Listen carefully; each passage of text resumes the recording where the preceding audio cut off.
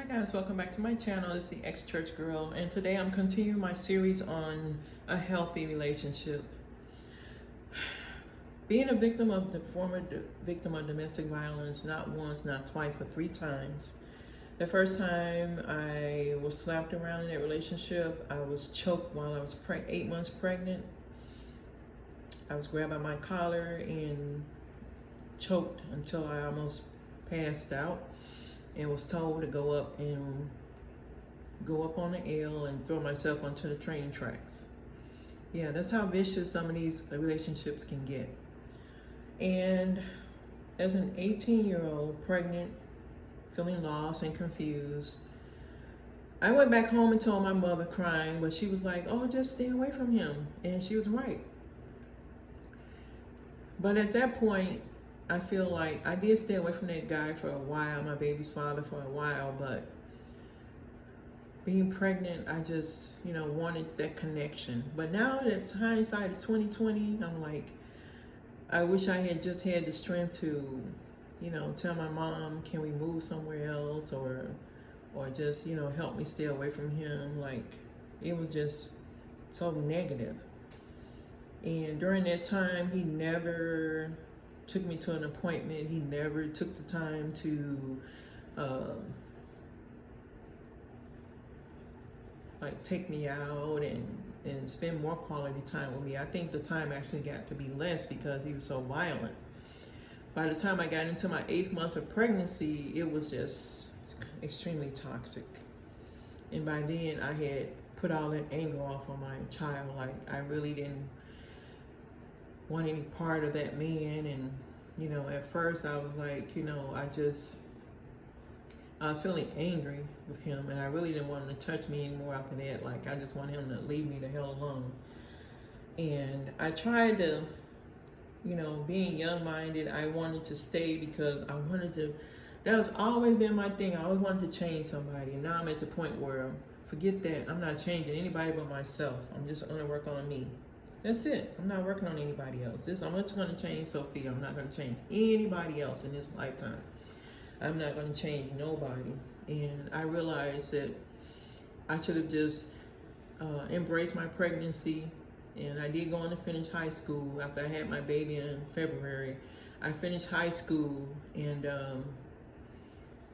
because he ended up taking custody of the child, and later on it was, "Oh, I gave my child away, blah, blah, blah." It was just a mess. It was just a mess. And the guy was actually married at the time we got together. He claimed he was separated. But anytime somebody tells you that, ladies, run. He was married. He was still married.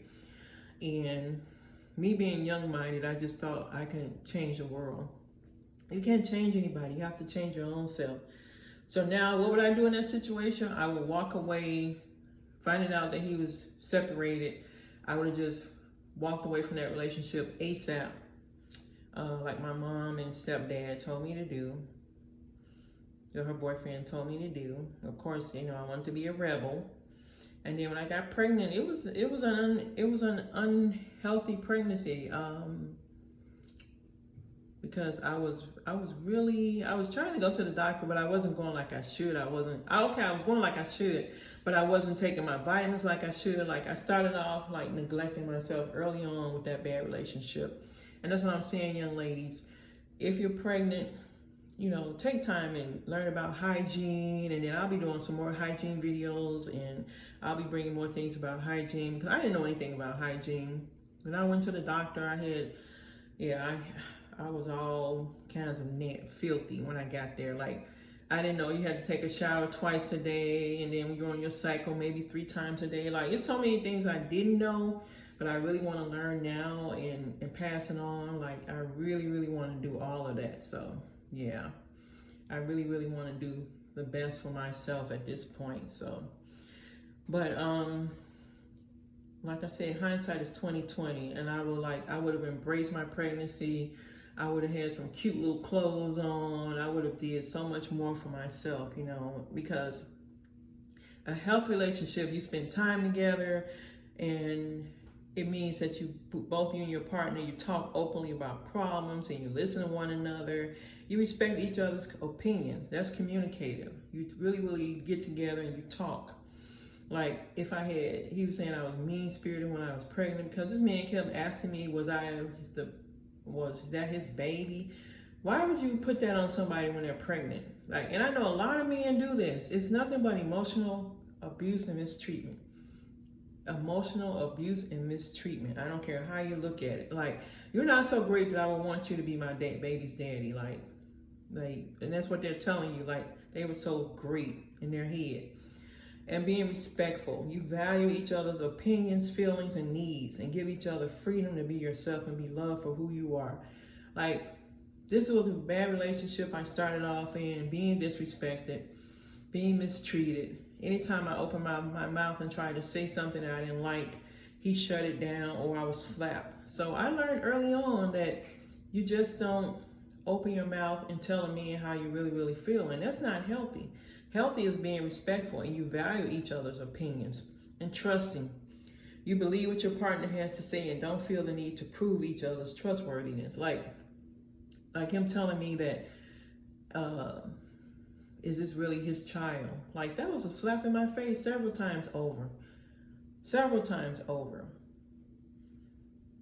And when he didn't trust me, I should have moved on. Even though I was pregnant with his child, I still should have moved on. I should have moved on because this man actually moved to another state while I was pregnant. Like, he up and left. And did it as a matter like he was having issues with his wife. So I'm like, okay, that's not my problem. That was your problem. But I was in the middle of the crossfire. Like I said, young lady, if you're in the middle of a mess with a man, just get out of it. Just take care of your own baby. And I would just walk around I would be the cutest little pregnant woman ever. And I was looking at some things on Shein. Like, nowadays you have the little Shein hauls. You can look so cute being pregnant. Go to all my appointments. I would get maybe my mom to go with me, because she would have went with me. She would have went with me. I think she did go a couple of times. That's how I got through it. She would have went with me. Because when you're pregnant, you don't need to be stressed out anymore. And to be honest, being a healthy relationship.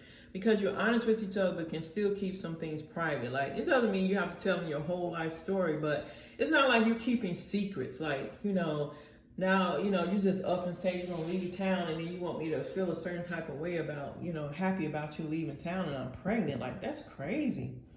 That is some crazy thinking there.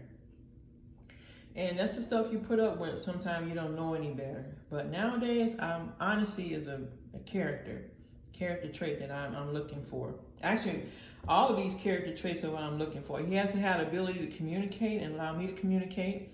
He has to be respectful. He has to be trusting. He has to be honest, equal. You make decisions together and hold each other to the same standards. You and your partner have equal say with regard to major decisions within a relationship. It's not all you, or all him. All partners have access to the resources they need. That means that, he's available for me, I'm available for him. We're not like on separate pages. Like, that's so important in a relationship. It's a healthy one, especially if it's healthy. It's going to be, you look out for each other. You understand each other. You love each other. You adore each other. And I know it takes time to build all of this. This is the whole point in getting to know somebody. I didn't understand you had to vet somebody at 18. I didn't understand any of that. But now I know that. You have to vet everybody, men as well, women as well as men. And setting boundaries is part of a healthy relationship. You enjoy spending time apart, alone, or with others. Let me say this again. You enjoy spending time apart, and then you come back together and relax and enjoy each other, alone or with others. You respect each other's need for time and space apart. You communicate with each other about what you are and aren't comfortable with without being slapped or punished. Practicing consent. You talk openly about sexual and reproductive choices together. That means that, hey, I'm 18. Like, I should have been able to say, hey, or he could have said it too. He was 12 years older than me.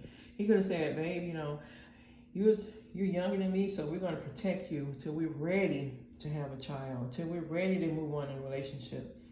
And then all partners always willingly consent to sexual activities and can safely discuss what you are and aren't comfortable with. That means that you don't just hop on top of somebody and have sex with them and then get up like nothing happened. No, you practicing consent. That's part of a healthy relationship. Parenting supportively. This is a big one. All partners are able to parent in a way that they feel comfortable with. You communicate together about the needs of the children, as well as the needs of the parents. Like you're on the same page. And that's what, oh my God, like this is what I'm getting right now as I'm talking to you all. A healthy relationship means you're on the same pages with everything. Just about everything. You're on the same, not just about, but everything. You're on the same page with communicating, the same page with being respectful, the same page with being trusting, the same page with being honest, the same page with being equal, the same page with setting boundaries, the same page with practicing consent, and the same page with parenting supportively. Like you're on the same page with everything. The same page. You're not all over the place. You're not going east and he's going west. Thank you, universe, for God for telling me that. Like you're showing me through this video that in a healthy relationship, you both are doing the same thing. So when a guy starts threatening you and telling you that, you're not threatening him. Or if you are threatening a man, stop it. Stop trying to make people be something that they're not. Stop trying to make people miserable and sad because you are. Stop it. Let people live and enjoy their lives. Let people live and enjoy themselves. So yeah, this is more about being in a healthy relationship. And I'm just talking about that event where when I was a young 18-year-old, just gotten pregnant and had my child. Man, I delivered at 18. Yeah, I was 18. So what age did I get pregnant? Oh my God, I was 18 when I got pregnant. Yeah. That is crazy. Wow. Wow. Yep. Finished high school at 19 because my birthday wasn't until that following May. I had my baby in February in 83. And my birthday wasn't until that May. That's crazy. That's absolutely absurd to have a child that young. Whew, wasn't ready for the world, honey. Wasn't even ready. Didn't know nothing about a relationship. Nothing at all. But I knew that one wasn't healthy. I knew it had went from unhealthy to abusive. See, there are no set time frames for a relationship to go bad. It can go bad quickly and easily. Like when a guy just grabs you and chokes you until he almost chokes the life out of you. Yeah, that's pretty bad. In his car. So, you know, like I said, yeah, there's nothing there in that relationship. That relationship's been DOA. But I was always trying to hold out for it working out and being good. If it started off bad, it's going to end bad. So there was nothing I could do with that. Nothing at all. But yeah, I'll be talking more about relationships. I want to do some more videos, and this is part 2 of my series on relationships. Thank you so much for watching. I hope you all learned something. If you have, please leave a comment in the comment section below. And thank you so much for watching from the X Church Girl.